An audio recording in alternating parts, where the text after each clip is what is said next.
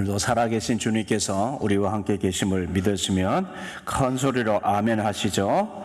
아멘. 오늘도 적절하게 우리가 주시는 말씀에 동의가 되고 하시면 아멘으로 응답하시면 좋겠습니다.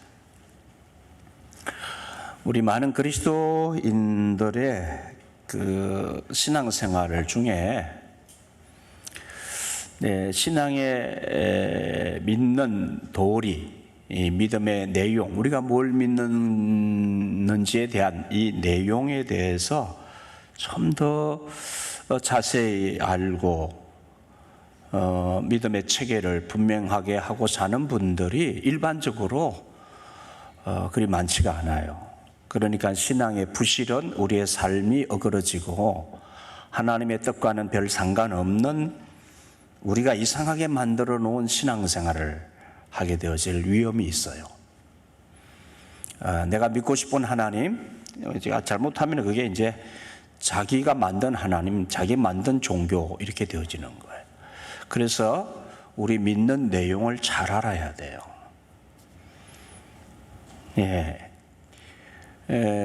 요즘 우리 사회를 실용주의 사회라고 말합니다. 실용주의라는 말은 내 실생활에 필요한 거, 그것을 추구하는 것을 실용주의라고 해요.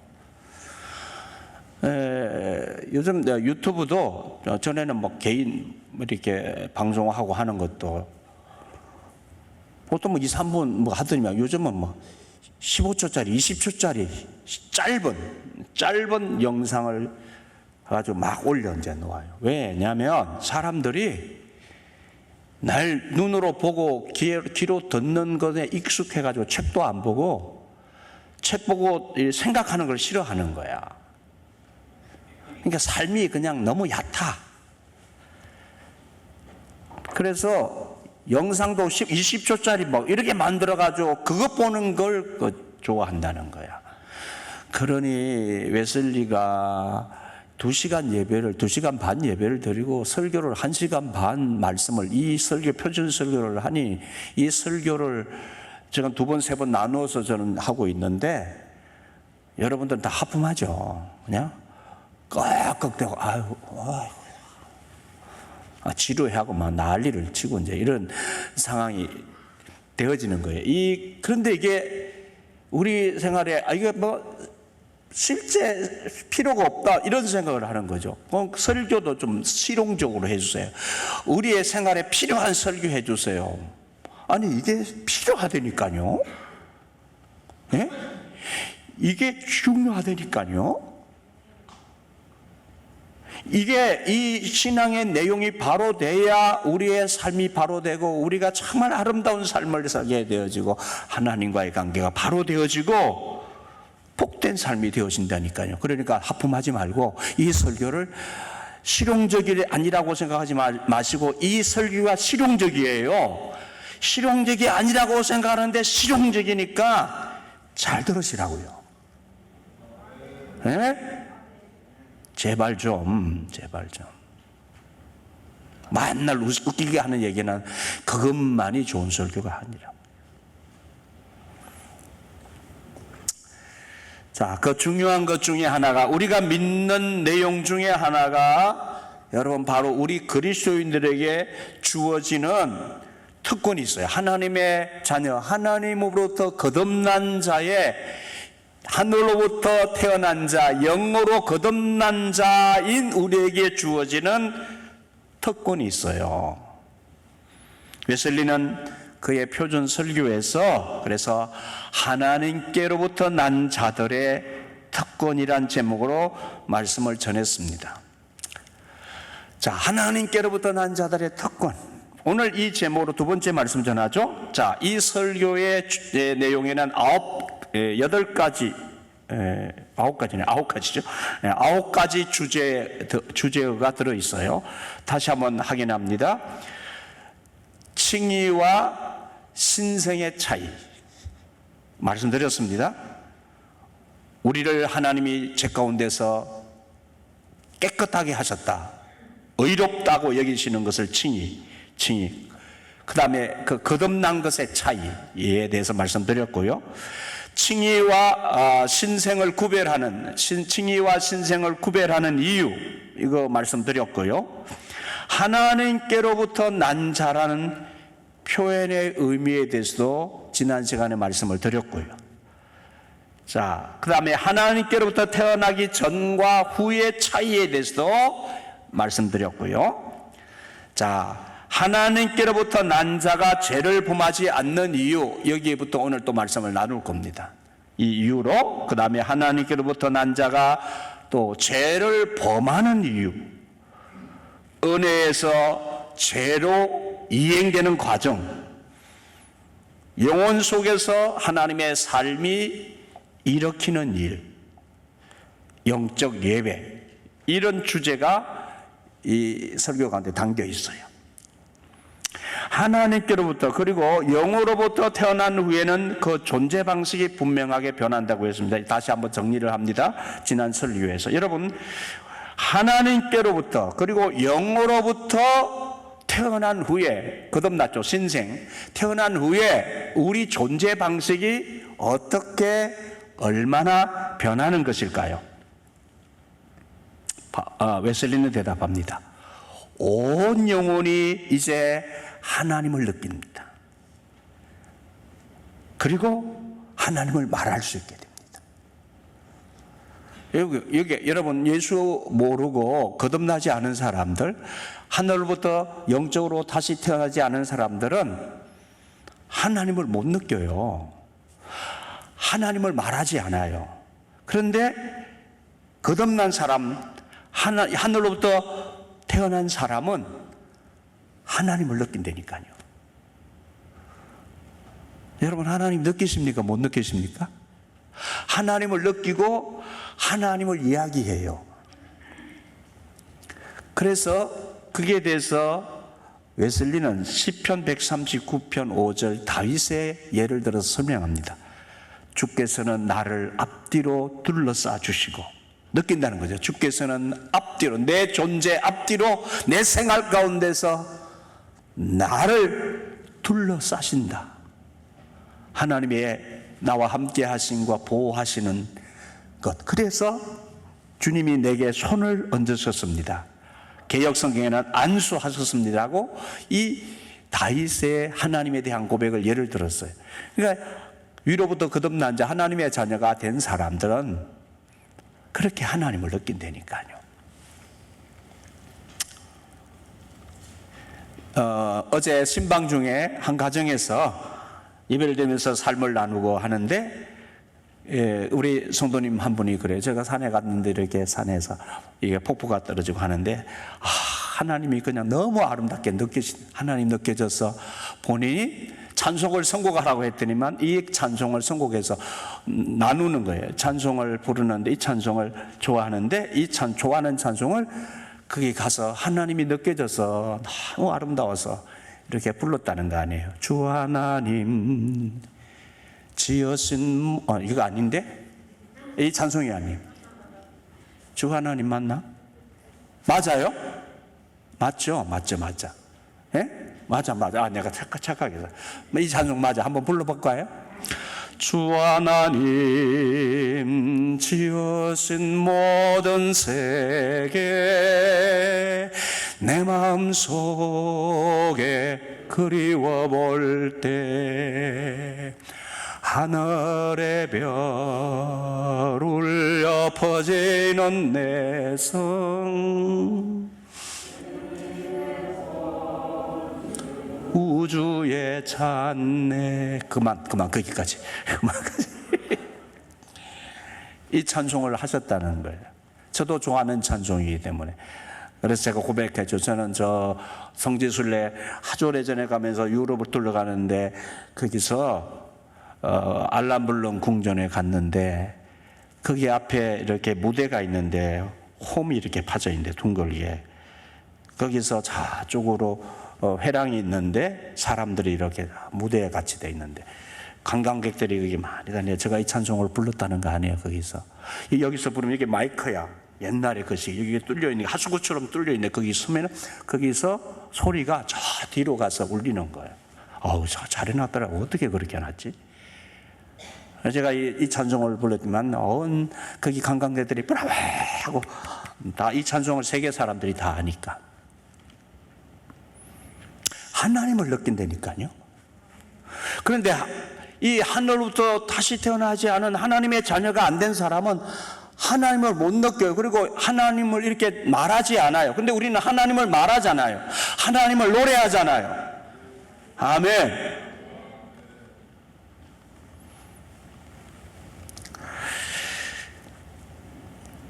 성령 혹은 하나님의 숨이 즉시 불러일으켜져 새로 태어난 영혼 속으로 불어넣어진다고 했습니다.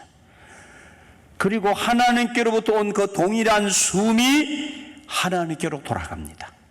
하나님의 숨은 믿음에 의해 받아들여진 후에 사랑, 기도, 찬양, 감사를 통해서 그분께 끊임없이 돌려집니다. 우리가 예배하면서 그렇게 하잖아요. 우리의 삶에서 하나님을 말하며 하나님을 느끼면서 하나님 은혜 감사하고 하나님 이래서 좋습니다. 이래서 하나님 우리가 소망을 얻습니다. 하나님 앞에 돌려드리잖아요. 그걸 영광을 돌린다고 그러잖아요. 하나님을 찬양한다고 그러잖아요. 하나님을 말하고 하나님을 높이고 하나님을 찬양하며 그 하나님께서 우리 속에 하나님의 숨 성령이죠. 성령이 우리 가운데 불어넣어주심으로 하나님이 우리 속에서 그렇게 하나님을 알게 하시고 그 하나님을 알게 하신 것, 하나님을 누리게 하신 것을 다시 하나님께 돌려드리게 하신다는 거예요. 그게 하나님이 우리를 지으신 목적이거든요. 사랑과 찬양과 기도는 참으로 하나님께로부터 난 모든 영혼의 숨입니다. 호흡입니다. 그러니까 하나님께로 난 자들은 하나님을 노래하고 찬양하고 하나님께 기도하고 하나님의 은혜를 함께 말하면서 돌려드리는 영혼의 호흡이에요. 영혼의 호흡. 그러니까 하나님께로부터 난 자들에게 이 영혼의 호흡이 있는 거예요. 예? 하나님과 교제하는 영혼의 호흡이 있어요. 근데 안 믿는 사람, 하나님께로부터 난 자 안 사람들, 하나님 아버지라고 말도 못한다니까요. 하나님이라는 말, 아버지라는 말 한마디도 못한다니까요. 지나가는 사람 붙들고 물어보세요. 하나님 아버지라고 한번 얘기해 보라고 하세요. 남인데, 남이기 때문에 못 불러요. 자, 그래서 그 다음에 하나님께로부터 난 자들은 이해의 눈이 열려서 비가시적인 분을 봅니다. 비가시적인 분이 뭐냐?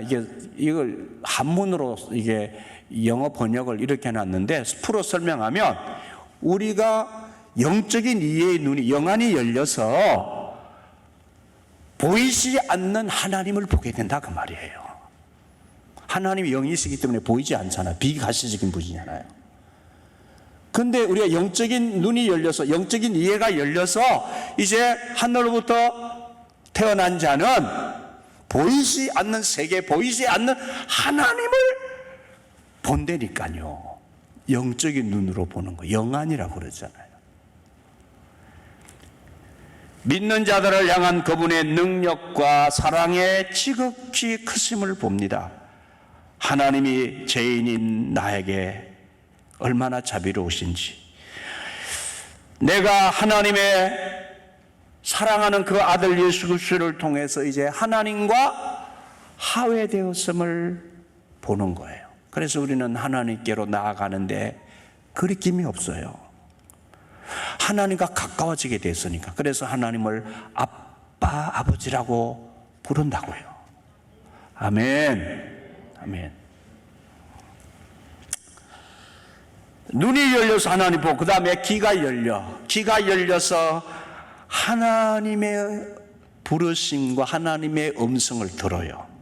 그래서 이렇게 말했어요. 귀가 열리니 하나님의 부르심이 더는 헛되지 않습니다. 그는 이제 하늘의 부르심을 듣고 순종하게 돼요. 자기 목자의 음성을 듣는 양처럼 하나님의 음성을 들을 줄 알게 되는 거예요. 많은 사람들이 하나님의 음성을 듣는 것에 대한 관심이 많죠? 예. 하나님의 음성을 듣는 법에 대해서 직통 계시를 통해서 맨날 이 귀에다가 무슨 음성이 들려야 하나님의 음성 듣는 게 아니에요. 모든 영적 감각이 깨어나서 보이지 않던 하늘 세계와 영적인 세계와 소통을 합니다. 이전에는 마음에 생각할 수 없었던 것들에 대해서 점점 더 많이 알게 됩니다.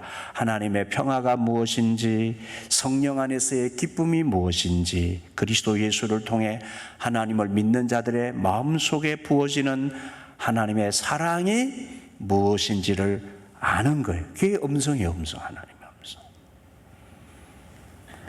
이렇게 이전에 하나님의 빛과 음성, 그분에 대한 지식과 사랑을 가로막고 있었던 이 막이 제거되면서 성령에게서 난 사람은 하나님의 사랑 안에 거하게 되며 그는 하나님 안에, 하나님은 그 안에 거하게 되는 이 관계가 되어지는 것이에요. 그러니까 이 하나님과 우리 사이를 막았던 막이 제거되는데, 그 막이 뭐예요? 무슨 막이에요? 죄의 막이에요. 죄악의 막. 하나님과 우리 사회를 가로막고 있던, 하나님을 반역하고 하나님을 거역하며 하나님 없이 자기가 주인 되어 살았던 이 존재적 죄 말이에요. 이 존재적 죄.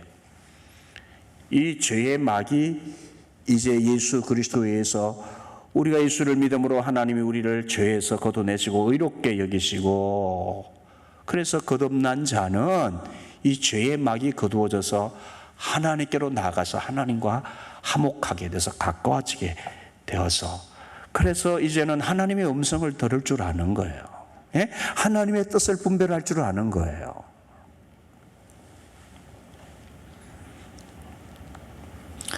이것이 바로 영적인 생명의 변화입니다. 이 변화, 하나님과의 관계, 이런 변화, 하나님 음성을 듣고 귀를 열어서 듣게 되고 보게 되어지는, 하나님이 하시는 일을 보게 되어지는 이 변화, 영적인 눈이 열리고 귀가 열리는 이런 변화가 일어나는 것이에요. 그게 하늘로부터 태어난 자의 변화예요. 누구에 의해서인가요? 어떻게? 바로 우리의 생명의 근원이신 예수 그리스도의 이 십자가의 이 사건을 통한 과정에서 시작되는 거예요. 이것이 십자가의 복음, 생명의 복음입니다.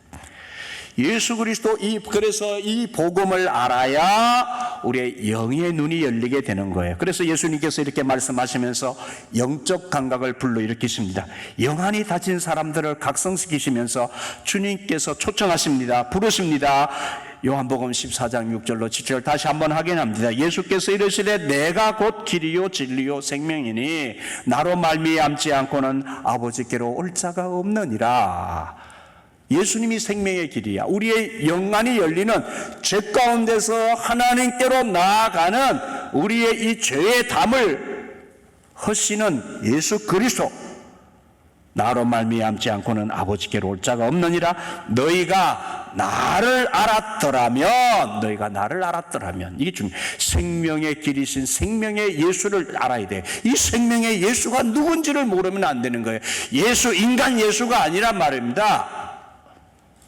신이 사람 되어 이 땅에 오신 하나님의 아들, 신이신 하나님의 아들이 사람 되어 이 땅에 오신 존재 자체가, 차원 자체가 다른 그분이 이 땅에 오셔서 그분을 알아야 돼. 그분을 알았더라면 내 아버지도 알았어. 예수 알아야 하나님 아버지를 아는 거예요. 예수를 알아야 영의 눈이 열려요. 이제부터는 너희가 그를 알았고 또 보았느니라. 여기 이 말을 받는 청자들이 누구예요? 제자들. 이제 예수 믿는 그들이, 제자들은 이제 예수님을 통해서 하나님을 알았고 이제 또 보았다. 너희가 알았고 보았다. 그렇습니다. 누구든지 그래서 예수 그리스도를 알아야 해요. 예수 그리스도를 믿어야 해요. 그래야 다시 태어나는 거예요. 다시 태어나는 것은 영으로 다시 거듭나는 거예요. 이 존재의 문제, 하나님과의 관계의 문제가 되는 죄의 문제를 해결받아서 그리고 하나님으로부터 의롭다고 십자가의 보혈로 죄시선 받고 하나님으로부터 의롭다고 여김을 받는 칭의라고 그러죠. 의롭다고 여김을 받아야 하는 거예요. 이 하나님의 은혜가 우리 모두에게, 이 세상 모든 사람들에게 필요한 거예요. 자, 하나님께로부터 그리고 영으로부터 태어난 후에는 또 하나의, 그래서 하늘로부터 거듭난 태어난 자의 특권이 있어요. 그게 뭐냐면 죄를 짓지 않아요. 죄를 짓지 않는 특권. 죄를 짓지 않는 특권. 하나님께로부터 난 자는 누구든지의 의미를 숙고했습니다. 이 누구든지 다시 태어나야 되고 하나님께로부터 난 자는 누구든지의 의미에 대해서는 지난 시간에 말씀을 나누었어요. 그렇다면 여러분, 어떤 의미에서 하나님께로부터 난 자는 죄를 짓지 않을까요? 웨슬리가 질문하고 있습니다. 어떤 의미에서 하나님께로부터 난 자는 죄를 짓지 아니하느냐?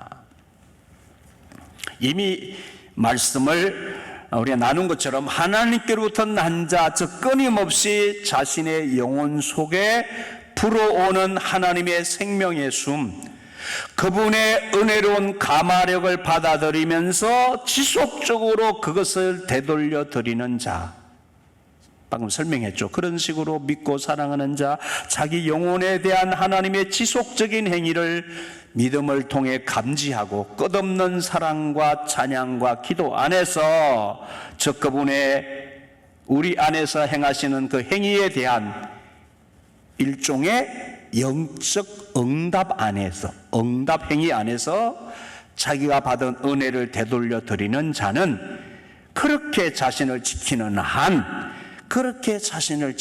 한 죄를 짓지 않습니다. 죄를 짓지 않을 뿐만 아니라 하나님의 씨가 그의 속에 거하는 한, 생명의 씨죠. 이 하나님의 씨가 그의 속에 거하는 한은 죄를 범할 수 없습니다. 그가 하나님께로부터 태어났기 때문입니다. 자, 여러분, 요한일서 오늘 본문의 말씀을 가지고 설교를 합니다. 지금 이 설교하는 내용 중에 우리가 좀 정리를 해둘 용어가 있어요. 자, 하나님께로부터 난 자 안에는 그 영혼 안으로 하나님의 생명의 씨가 들어간다고 했죠. 자, 그러면 여러분, 우리의 영혼이 뭡니까? 한번 정리해 보시죠. 여러분의 영혼, 나의 영혼이라고 했을 때 영혼이 어떤 영역입니까? 영혼이 실체입니까? 보이는 실체입니까? 아닙니까? 알 수 있는 실체입니까? 아닙니까? 제가 질문 추가로 드리는 거예요. 자, 잘 생각해 보세요. 우리 육체는 보이죠? 우리 육이란 말로 표현하는데, 육체, 사실은 엄격한 의미는 육과 육체는 의미는 풀어서 설명하고 다른 용어일 수도 하고요. 같은 의미로 쓰기도 해요. 그런데 어떻게 쓰느냐에 따라서 육체라는 말과 육이라는 말을 설명을 필요로 해요. 그런데 크게 우리가 얘기할 때, 우리 인간의 존재를 얘기할 때 이 육이라는 것은 눈에 보입니다. 그런데 영혼이라는 말을 쓰잖아요. 영이라는 말도 쓰기도 하는데, 오늘은 웨슬리가 사용한 우리 영혼 속에 생명의 씨가, 하나님의 생명의 씨가 들어온다고 했어요. 그러면 분명히 장소가 있다는 거 아니에요. 어떤 영역이 있다는 거죠. 영역. 자, 나라는 존재에는 육이 아닌 영혼이라는 존재가 있다. 내 영혼 안으로 하나님의 생명의 씨가 들어온다고 했어요. 영혼이 어떤 영역이에요? 생각해보세요. 분명히 실체하는 영역이에요. 여기 꽃에는 생명이 있죠. 이걸 영혼이 있다고 그럽니까? 영혼이 없어요. 영혼의 영역이, 우리는 생명이 있는데 우리 안에는 생명과 함께 영혼이 있어요. 영혼은 무슨 실제, 어떤 영역이냐 생각해야죠. 동물들, 즉 개, 돼지들 안에 생명이 있어요. 생명이 있는데 영혼이 있다고 합니까? 영혼 없어요. 그러면 영혼은 분명히 실체인데 그 영혼은 어떤 영역이냐 말이에요. 바로 영혼이 다른 게 아니라 지각이에요. 지각과 우리의 인간의 지각, 하나님을 생각하는 영역, 하나님을 의식하는 영역, 아름답다는 것을 느끼는 영역, 슬픔과 애통함과 오름과 걸음과 이러한 것을 생각하는 마음과 양심, 가치관, 의식, 이런 것이 다 영혼의 영역이란 말이에요. 영혼의 영역. 예수 믿고 뭘 얘기하면은 좀 생각을 하고 정리를 하고 사세요. 예? 우리 이 영역 속에 이 인간의 존재는 동물에게도 없고 식물에게도 없는 이 영혼의 영역이 있단 말이에요. 우리는 영혼이야. 영혼의 존재야. 그래서 하나님의 생명의 씨가 우리 영혼 안으로 들어온다고요. 아멘. 예수 믿으면, 그러므로 우리의 영혼 안에서 하나님이 행위를 하신다. 하나님이 역사하신다는 말을 쓰죠. 우리 영혼 안에서 하나님이 일하신단 말이에요. 하나님이 일을 하심으로 내 영혼을 소성케 하고 내 영혼을 옳은 길로 인도하고 내 영혼을 각성시키시고 내 영혼을 하나님을 알게 하시고 내 영혼을 하나님을 노래하게 하시고 하나님을 발견하게 하시고 내 영혼이 하나님이 기뻐하시는 일을 결단하도록 하신단 말이에요. 그게 내 영혼 안에서 하나님이 일하시는 거예요.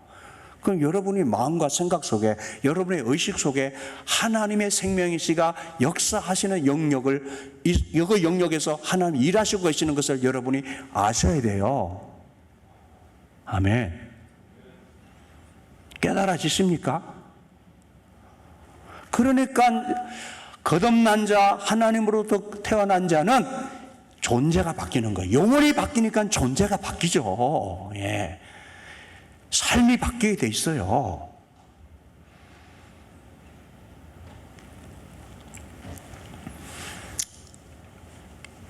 그래서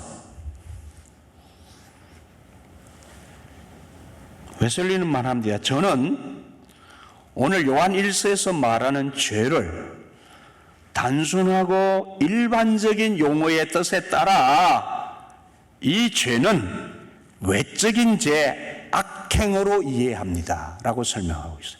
그러니까 여기 요한 1서에서 하나님께로부터 난 자는 6절에 그 안에 거하는 자마다, 그가 누구예요? 하나님 안에, 예수 그리스도 안에 거하는 자마다 죄를 범죄하지 아니한다고 하는 이 죄는 아까 설명드린 하나님을 반역하고 하나님을 떠나서 거스려서 하나님 없이 자기가 주인 되어서 사는 존재적 죄를 말하는 것이 아니고, 신학적으로 원죄를 말하는 것이 아니라 웨슬리는 정확하게 이것은 그 원죄 가운데서 살아가면서 수많은 악행을 저지르는, 그 죄 때문에 악행을 저지르는 죄의 열매, 윤리적이고 도덕적인 악행을 말한다고 얘기하고 있는 거예요. 오늘 요한 1서에서는 그러니까 하나님 안에, 그리스도 안에 거하는 자는 이런 악행을 저지르지 않는다. 그럼 반대로 죄를 짓는 것은 하나님 안에 거하지 않는다는 얘기예요. 하나님 안에 거하지 않고 뭔가 딴 생각, 딴 짓을 하고 다른 하나님과의 관계 속에서 하나님 안에 거하지 않고 뭔가 다른 것 안에서 사는 건데, 그 다른 것이 뭐냐? 오늘 웨슬리는 이 말씀을 인용했는데, 이 말씀 안에서 바로 요한 1서에서 그것은 마귀에게 속한 자라고 그랬잖아요. 마귀에게 끌려서 마귀에게 속한 자는 죄를 범하는데, 설명합니다. 자, 계시되고 기록된 하나님의 법에 대한 이거 설명도 필요합니다. 자, 계시되고 기록된 하나님의 법이 뭡니까? 계시라는 말은 하나님의 뜻을 우리 인간에게 하나님이 이것이 바른 길이야, 이것이 내 뜻이다, 이렇게 너희가 살아야 한다, 그래야 너희가 내가 지은 창조물로서, 피조물로서 니들이 아름답게 돼, 이렇게 하나님이 당신 생각과 뜻을 알리는 것을 계시라고 말해요. 꿈꾸다가 나다 이것만 자꾸 계시라는 생각을 하고 있는 분들이 계세요. 레볼레이션이라는 말은 이 하나님, 우리가 알지 못했던 하늘의 세계, 아버지의 생각, 하나님의 영적인 아버지께서 우리에게, 이 땅에 사는 우리에게 하나님의 생각과 뜻을 알도록 하나님이 알려주신 것을 계시라고 한다고요. 그 계시를 기록된 말씀이 성경이요 하나님의 법이야. 네, 그래서 계시되고 기록된 하나님의 법에 대한 실제적이고 고의적인 위반이 요한일서에서 말하는 악행죄라는 거예요. 하나님께로부터 난 자는 누구나 믿음 그리고 사랑과 기도와 감사의 영 안에 거하는 한 그런 죄를 범하지 않을 뿐만 아니라 범할 수도 없습니다. 그러니까 이것은 이 요한일서의 말씀 웨슬리가 이거는 전제가 있는 말이라 그 말이에요. 전제가 있잖아요. 그리스도 안에 거한, 하나님 안에 거하는 한 죄를 범하지 않는다. 예수 믿었는데 나 죄 짓는데? 그럼 예수 믿으면 죄 안 짓는다고 했는데 단순히 그런 말이 아니라 그리스도 안에서 하나님과의 관계를 날마다 명확하게 가진 자는 죄를 이긴다는 거예요. 죄를 범하지 않는다는 거예요. 그 전제가 있다는 것이.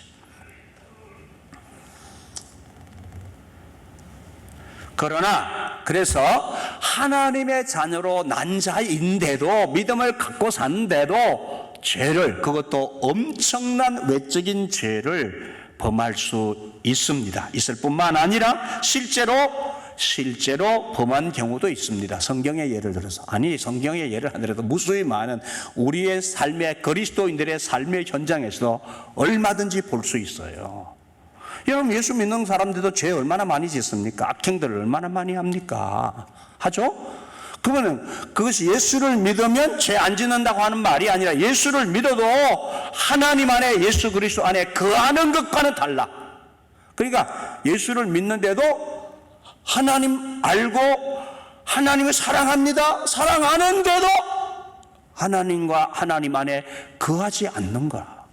뭔가 관계가 잘못되어 있으면 그렇다는 뜻이에요. 그 예를 지난 시간에도 우리가 그 큐티 말씀으로 말씀을 나누면서 다윗의 얘기를 했잖아요. 사무엘과 다윗의 얘기했잖아요. 오늘 우리 권사님 기도 가운데 다윗의 얘기했잖아요. 지난 시간에 제가 말씀드렸어요. 자, 바로 이 웨슬리가 다윗의 예를 드는 거예요. 성경의 다윗의 예가, 다윗의 범죄가, 하나님 사랑합니다, 다윗, 하나님 믿습니다. 그런데 다윗이 범죄했다 그 말이에요. 범죄했다. 그 악행을 저질렀다. 그 예를 설명. 근데 바나바가 있어요. 바나바 예를 듭니다. 사도행전 15장에 바나바와 바울이 다투어서 갈라져요. 그것도 싸운 것도 한 죄의 유행으로 얘기하는 거예요. 예? 예. 그걸 극복하지 못하고 싸워서 갈라진 거, 바울과 바나바가. 그 다음에 베드로에 대한 얘기입니다. 갈라디아서 2장 11절로 14절에 보면은 바울이 베드로 사도를 책망한 일이 있어요. 베드로가 그 예수 믿고 그의 신앙적 소신을 유대인들 무수해가지고 못 지켜요. 그러면서 이중적 태도를 취해요. 그때 이 단순한 이중적 태도를 취하는 것이 하나님과의 관계, 이 우리가 믿는 복음에 대한 진리를 거스르는 일이기 때문에 바울이 베드로를 호되게 책망을 해요. 똑바로 믿어라, 이런 식이죠. 예? 똑바로 믿어. 사람 두려워해가지고 우리가 믿는 도리를 그렇게 어정쩡하고 자리를 피해가지고 가면서, 그것도 하나의 악행이라는 거죠. 악행. 네. 실제로 우리들의 기존에 너무 다양한 모습들의 죄의 유형들을 볼 수 있습니다. 자, 그런데 그러면 어떻게 하나님께로부터 난 자가 죄를 짓느냐? 이렇게 웨슬리는 설명합니다. 자신이 내가 오랫동안 지켜본 바에 따라 답변해 본다면 이렇습니다. 자, 자기가 경험상으로 예수를 믿는 사람들을 이렇게 많이 봤어요. 보는데 교인들이, 그리스도인들이 말이죠, 하나님께로부터 난 자가 하나님의 은혜로 자신을 지키는 한 악한 자는 그를 해치 못합니다. 왜냐하면 우리 자신을 하나님 안에 지키면 하나님의 능력이 우리를 지켜요. 그래서 그 하나님께로부터 난 자는 죄를 이길 수 있는 힘을, 능력을 받게 되는 거예요. 이게 그리스도인이 가지는 특권이에요. 하나님께로부터 난 자들의 특권입니다. 우리에게는 영적인 권세가 주어져요. 하나님과의 관계를 가지고 있는 한 이겨요. 마치 무엇 같냐면, 여러분요, 이 꽃이 꺾어져 있잖아요. 여기 원 가지로부터 꺾어져 와 있어. 얼마간은 생명이 있는데 이거 곧 시들어 버려요. 일주일 지나면 시들어요. 여러분, 주님께서 이렇게 말씀하셨습니다. 나는 포도나무여 너희는 가지니 너희가 내 안에 붙어 있지 않으면, 붙어 있으면 많은 열매를 맺고, 내 안에 붙어 있지 않으면 너희는 곧 말라 버린다. 여러분, 같은 원리예요. 우리가 이길 수 있는 힘은 주님 안에 거하는 자, 하나님께 붙어 있을 때 그 생명의 역사가 나를 지키는 거예요. 죄를 이기는 거예요. 그런데 예수 믿어도, 하나님 사랑해도 하나님과의 관계가 끊어져 버려요. 말씀의 법을 따르지 않아, 순종하지 않아. 그래서 그가 결국은 시들어서 죄를 범하게 된다.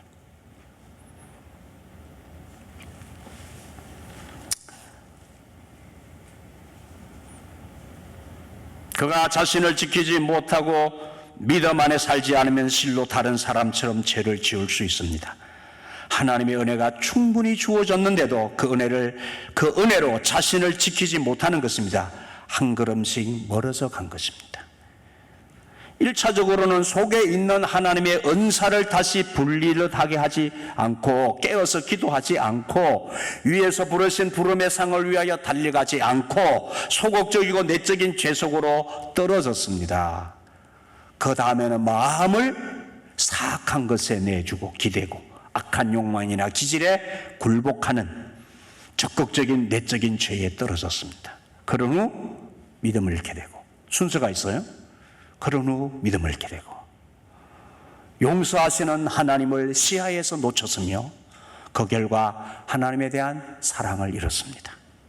그렇게 약해지고 믿지 않는 다른 사람들처럼 되어 심지어 이제는 외적인 죄까지도 범하게 된 것입니다.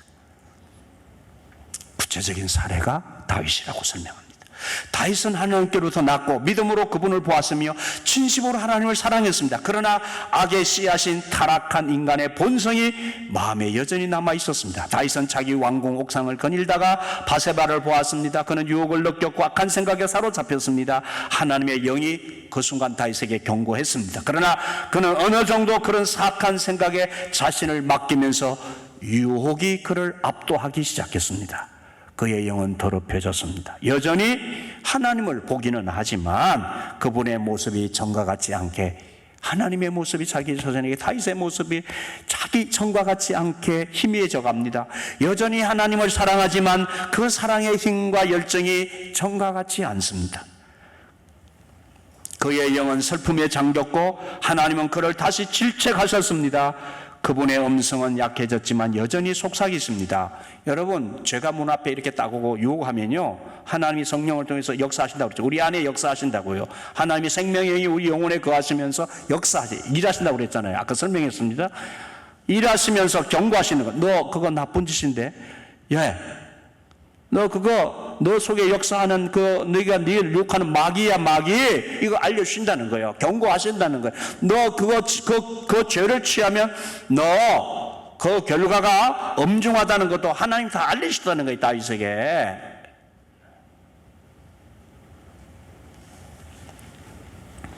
하나님 속삭이셨다는 거예요. 죄가 문 앞에 도사리고 있다. 나 보아라. 그리고 너 거기서 그 죄의 유혹에서 구원을 받으라고 성령께서, 하나님께서 그 다윗 속에 말씀하셨다는 거예요. 그러니까 여러분, 우리가 무엇을 선택할 때에 그냥 여러분의 마음으로만 하지 마시고 하나님의 음성을 그래서 들으셔야 돼요. 내 영혼 속에 하나님 말씀하신 것을 들으셔야 된다니까요. 예? 그냥 함부로 행동하면 안 돼요. 함부로 선택하면 안 돼요. 주일 지키는 것도 그렇고. 뭐든지 하나님이 기뻐하시고 하나님이 좋게 여기시는 편을 선택해야 된다니까요. 아멘은 또 안 해. 이럴 때 주일 자꾸 빠져가니까. 에? 사탄은 마귀는 얼마나 영악한데 자꾸 그렇게 한 번, 두 번 주일 안 지키고 안 지키고 하면 자꾸 유혹해요. 자꾸. 너 이제 나 맛봤지? 그래도 괜찮지? 야, 대충 살아. 뭐. 꼭 그렇게 믿어야 돼. 이러면서 이제 우리를 미혹하기 시작하는 거예요. 근데 성령님은, 야, 너 그럴 수는 있지만 그러면 안 돼. 그럴 수는 있지만 그러면 안 되지.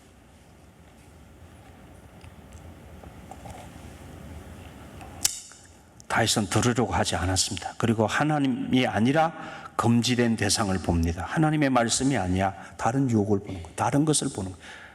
다른 것이 좋게 보여. 더 귀중하게 보여. 더 가치가. 사람의 말이 그것이 더 크게 보여. 사단이 유혹하죠.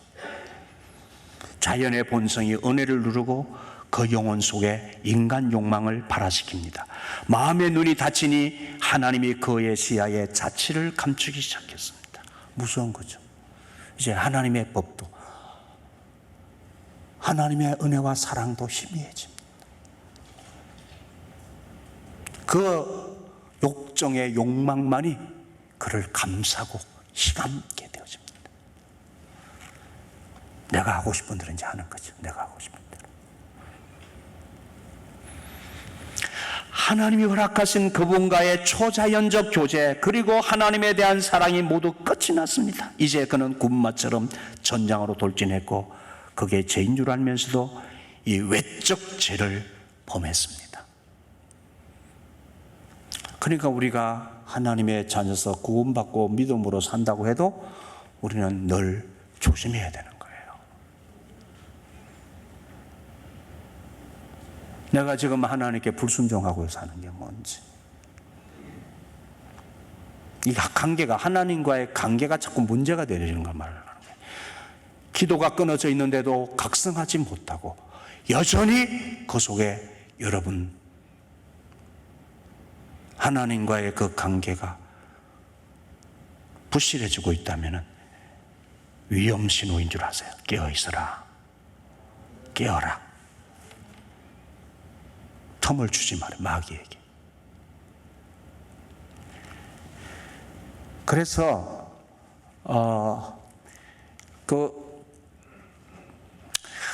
웨슬리는 우리가 은혜에서 죄로 옮아가는 과정을 8가지 단계가 있다고 설명해요. 잘 들으세요. 8가지, 제가 8가지 짧게 말씀드립니다. 첫 번째, 이 은혜에서 하나님 안에 거하다가 죄를 짓는 자리로 나가는 8가지 과정이 있다. 첫 번째, 사랑하고 극복하는 믿음에 하나님이 부어주신 씨앗이 하나님께로부터 난 자 안에 머뭅니다. 하나님의 은혜를 가지고 자신을 지키는 자는 죄를 범할 수 없어요. 그 상태. 두 번째로 유혹이 일어납니다. 그런 자들에게 늘 유혹이 있어요. 자, 유혹이 일어납니다. 이 유혹은 시시때마다 일어납니다. 우리 안에 시시때마다 일어납니다. 매일마다, 매주일마다 일어나요. 여러분, 매주일 주일을 지키기 위해 선택하는 것도 매주일마다 우리는 유혹을 이기고 와야 되는 거예요. 아멘이시죠? 세 번째, 하나님의 영이 죄가 가까움을 경고하며 깨어 기도하라고 명하시다. 우리가 하나님의 법을 버리고 내 영혼이 잘되고 하나님이 기뻐하시지 않는 삶을 선택하면 그 순간 성령이, 생명의 씨가 숨겨진 하나님의 영이 우리 가운데서 경고하신다. 죄가 가까움을 경고하며 깨어 기도하라 명하십니다. 이때 잘 들었어요. 네 번째, 만족을 주는 유혹에 서서히 무너집니다. 자꾸 세상 것 따르고 이 방법 저 방법 따라서 내가 하고 싶은 대로 한꺼번에 무너지는 게 아니에요. 서서히 무너져요. 서서히. 다섯 번째, 그때 성령이 슬픔에 잠기십니다. 아, 나야, 너 그렇게 아니야, 너 그거 아닌데 하지마, 아니야. 성령이 슬픔에 잠기십니다. 그의 믿음은 약해지고 하나님을 향한 사랑은 점차 식어갑니다. 여섯 번째, 영이 그를 더 날카롭게 책망하십니다. 이 길이야 안 된다니까 더 날카롭게 이제 책망하시죠. 더 날카롭게. 일곱 번째, 고통을 주는 하나님의 음성이 된다. 너 거기를 가면 이제 하나님 보여주시는 거예요. 너 결과가 어떠할지를 하나님은 두렵도록 하신다는 거예요.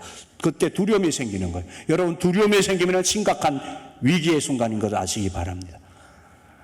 위기감을 느끼도록 성령님께서 두려움을 주신다는 거예요. 내가 죄를 짓고 잘못된 불순종의 길로 가면은 두려움을 느끼게 하시는 거예요. 돌아서게 하라고.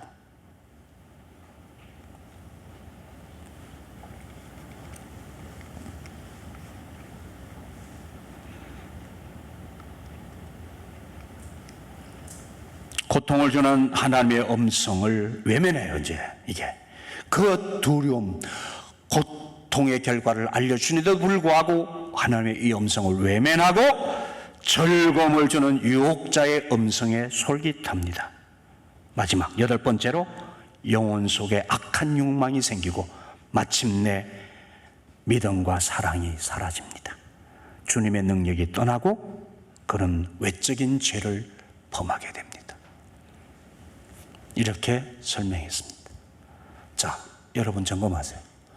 하나님과의 관계, 하나님으로부터 태어난 자 속에 역사하시는 하나님의 역사, 생명의 역사, 생명의 씨의 역사, 성령의 역사를 여러분 그냥 여러분 내가 하나님으로 태어난 자라면 하나님과 나는 밀접한 관계 속에 지금 있는 거예요. 그게 여기서 다시 한번 오늘 이 시간 정리해야 될 다음 이야기에 귀를 기울이시기 바랍니다. 자, 결론인데요. 자, 이런 말씀, 이제 우리가 이 생각을 했습니다. 하나님 말씀을 해석했는데, 자, 이 고찰을 통해서 웨슬리는 다음과 같은 사실을 추론해 볼 수 있습니다. 첫째, 하나님의 사람이 먼저 죄를 범하고 믿음을 상실할까요? 라고 묻습니다. 잘 들으세요. 자, 하나님 사람, 우리가 먼저 죄를 범하고 믿음을 상실합니까? 혹은 먼저 믿음을 상실한 후에 죄를 짓게 되는 것입니까? 다르죠? 선후의 차이예요. 여러분 생각해 보세요. 자, 대답을 마음속으로 해보세요. 자, 죄를 범하고 믿음을 상실합니까? 믿음을 잃어버렸기에 죄를 범하게 되는 것일까요?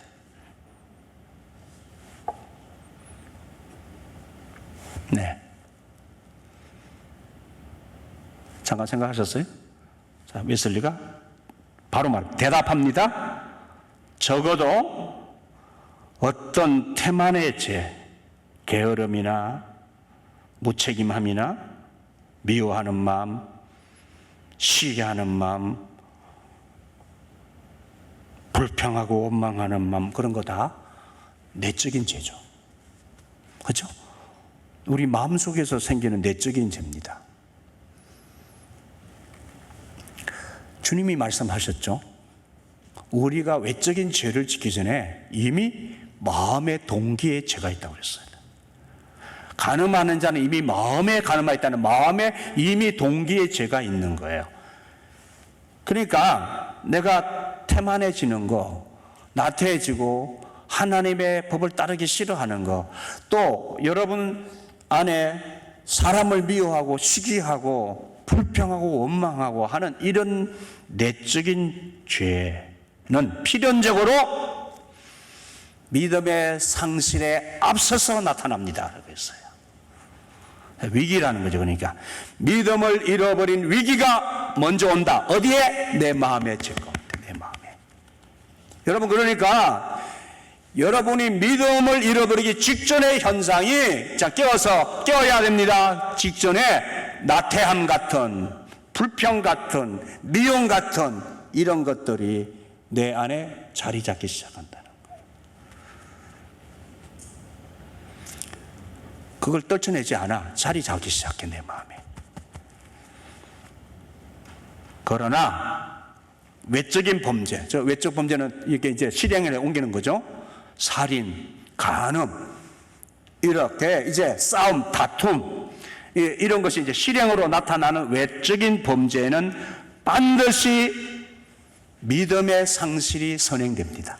믿음을 잃어버려. 이제 이 내적인 죄 때문에 이제 믿음을 잃어버려. 믿음을 잃어버리면 이제 다시 옛날로 돌아가가지고 자기 마음대로 이제 환경과 상황이 맞으면 온갖 외적인 죄를 다 짓게 된다는 것이죠.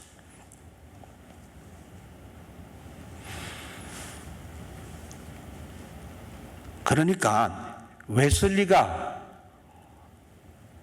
예수 믿는 사람들 보면서 이 죄의 문제, 악행의 문제를 요한 1서에서 말한 이 말씀과 연결시켜서 그렇게 해석하는 거예요. 자, 만약에 달리 생각하시는 분은 저한테 오셔서 이야기 나누십시다. 네.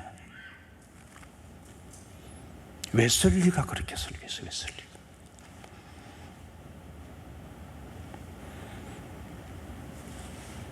이게 그냥 두어야 될 문제가 아니라니까, 내 삶이. 내 안에서 내 마음과 생각에서 일어나는 일들을 그냥 정리 안 하고 그냥 살면 안 된다니까요. 아멘이시죠? 그래서 믿는 자의 영혼 안에 있는 하나님의 생명이란 무엇이며 그것이 어디에서 이루어지며 즉각적으로 또 필수적으로 따르는 것은 무엇입니까? 설명했어요. 아까 제가 영혼의 영역이 뭐냐. 하나님께서 당신의 성령으로서 끊임없이 우리 안에서, 영혼 안에서 우리를 감화시킵니다. 즉 우리의 영혼 속에 자신의 생명의 숨을 불어넣으십니다. 우리 영혼은 이렇게 받은 숨을 다시 그분께로 내신다고 했죠. 그분께서 우리 영혼에 대해 끊임없이 사역하시고 우리의 영혼은 그분에게 반응합니다 라고 해서. 그러니까 이게 중요한 거예요. 자, 우리가 하나님께로 나서 죄를 짓지 아니하고 우리의 삶이 아름다워지는 것에는 반드시 우리 영혼 속에, 아까 영혼의 영역 말씀드렸습니다. 우리 영혼 속 내 의식, 지각, 마음과 생각 속에 일하시는 하나님의 역사에, 성령님의 역사에 내가 리액션해야 돼. 반응해야 돼. 반응을 하셔야 돼요. 그것이 하나님과 우리 사회의 인격적 관계라고 말합니다. 하나님을 믿는데, 내가 하나님의 자녀로 하늘로부터 다시 태어났는데 내가 하나님과 인격적 관계에 반응이 없다. 그건 우상숭배하는 거예요. 우상숭배. 하나님은 인격적인 분이시라. 내 생활 속에 하나님이 성령으로 말씀하세요. 그럼 내가 반응을 해야 된다니까요. 아, 주님 그러세요? 아, 제가 주일 안 지키려고 하는데 마음이 좀 찝찝한데요. 아, 그래, 너 꼭 맨날 이렇게 찾아다니고 그래야 되겠니? 그러면 반응을 해야 된다니까요. 그러니까 제가 우리 교인들 가끔 주일날 주님은 뭐 한두 번 이해하실 수는 있지만 나는 잘 갔다 오라고 뭐 이렇게 내가 대답을 뭐 이렇게 해야 되나 말아야 되나. 왜? 제가 그렇게 대답하는 순간 저는 하나님의 법을 어기기 때문에 그렇게 대답 못해. 주님께 여쭤봐. 그럼 주님께 여쭤봐라는 말은 뭐죠? 내 내면의 음성을 들으라 그 말이에요. 아멘이십니까? 그 결과는 여러분이 반응하셔서 스스로 책임을 지셔야 되는 거예요. 아멘이시죠? 그럼 저는 말하죠. 하나님, 내가 가지 말라고 하면 기분 나쁠 줄 알고 눈치 보고 그럴 거 아니야. 그러니까 이건 어떻게 돼요? 제가 여러분 어떻게 해주셨으면 좋겠어요? 그렇게 얘기하면 제가 여러분에게 어떻게 해드렸으면 좋겠습니까? 대답해 보세요. 제가 그렇게 여러분이 선택을 한 것에 대해서 얘기를 하면 어떻게 해드리기를 원하십니까? 잘 갔다 와. 아이고 괜찮아. 이렇게 하셔야 됩니까? 아니면 어떻게? 안 되지. 주일 잘 지켜야지. 주님의 말씀인데. 에? 그러다가 조금 더 이제 야단까지 하지. 왜 그렇게 그러냐? 이러면 이제 기분이 나쁘시잖아. 그럼 어떡하라고 나보고?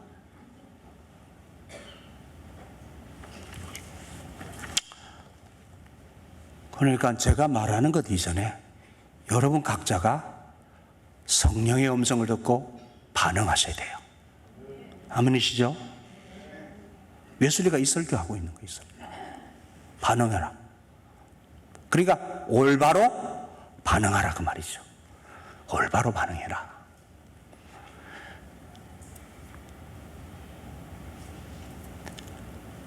사랑하고 그분께서 우리 영혼에 대해 끊임없이 사역하시고 우리 영혼은 그에게 반응합니다. 사랑하고 용서하는 그분으로서의 그분의 끊임없는 현존이 우리 마음에 계시되고 믿음에 의해서 감지되며 그에게 감흥해서 우리는 쉼없이 사랑과 찬양과 기도를 되돌려 드리면서 내 마음의 모든 생각, 혀의 모든 말, 손의 모든 일, 몸과 영혼과 마음을 그리스도 예수 안에서 그분이 받으실 만한 거룩한 산 제물로 봉헌합니다.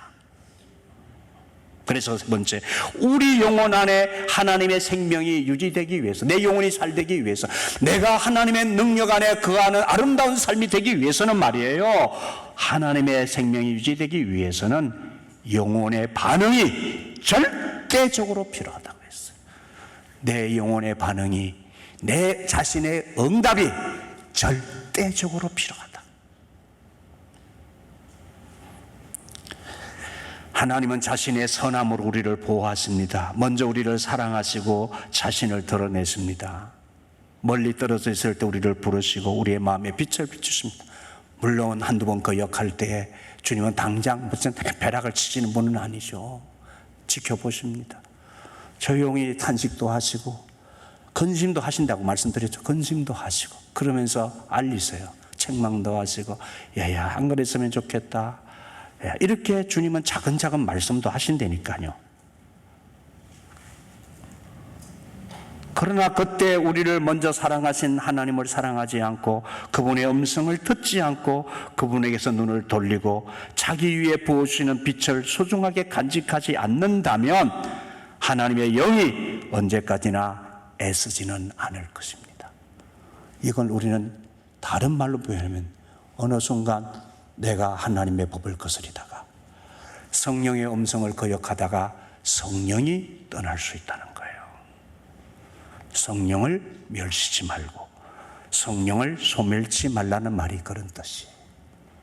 그러니까 여러분 내 마음과 생각이 여러분의 것만이 아니라는 거 꼭 기억하세요. 아시겠죠? 여러분의 마음과 생각 속에는 하나님의 숨결이 움직이고 있어요.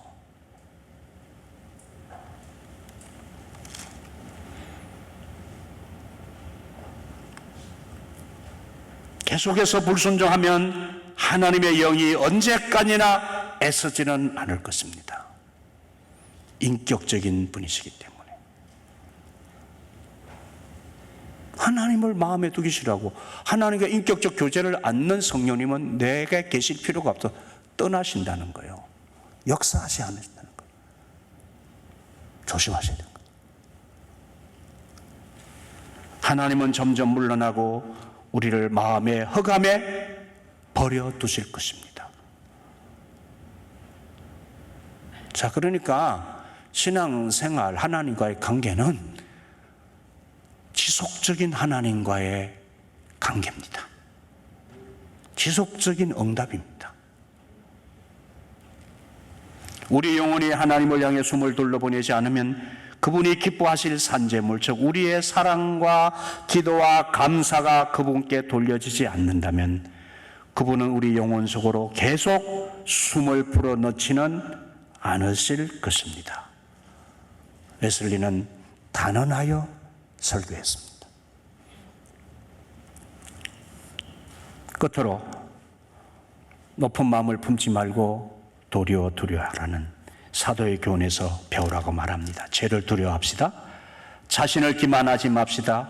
경계에 가득한 두려움을 가집시다. 서 있는 자는 넘어지지 않게 조심합시다. 지금 하나님의 은혜 안에 그리고 세상을 극복하는 믿음 안에 서 있는 자라도 내적 죄에 빠지고 그것에 의해 믿음이 파손될 수 있습니다.